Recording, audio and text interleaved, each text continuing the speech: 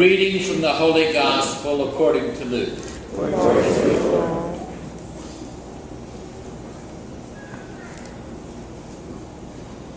Tax collectors and sinners were all drawing near to listen to Jesus. But the Pharisees and scribes began to complain, saying, "This man welcomes sinners and eats with them." So to them he addressed this parable. What man among you, having 100 sheep and losing one of them, would not leave the 99 in the desert and go after the lost one until he finds it? And when he does find it, he sets it on his shoulders with great joy. And upon his arrival home, he calls together his friends and neighbors, and he says to them, "Rejoice with me because I have found my lost sheep." I tell you, in just the same way, there will be more joy in heaven over one sinner who repents than over 99 righteous people who have no need of repentance. Or what woman, having 10 coins and losing one, does not light a lamp and sweep the house, searching carefully until she finds it? And when she does find it, she calls together her friends and neighbors and says to them, "Rejoice with me, because I found the coin that I lost."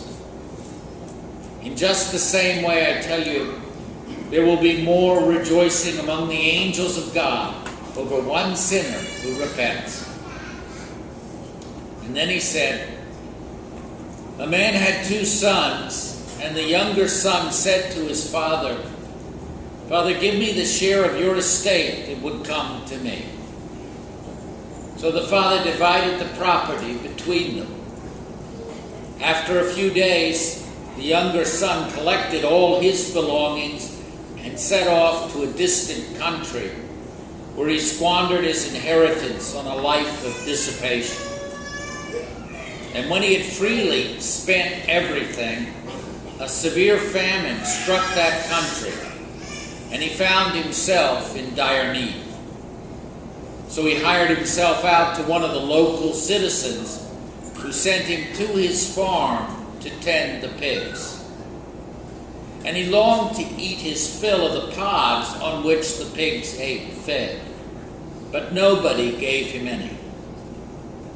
Coming to his senses, he thought, "How many of my father's hired workers have more than enough to eat, but here I am dying of hunger.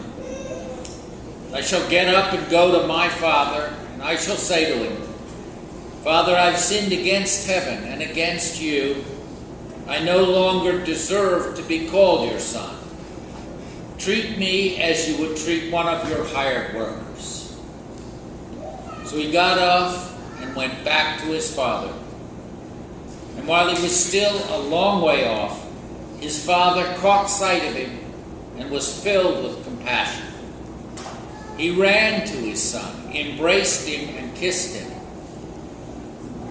His son said to him, 'Father, I have sinned against heaven and against you. I no longer deserve to be called your son.' But his father ordered his servants, 'Quickly bring the finest robe and put it on him.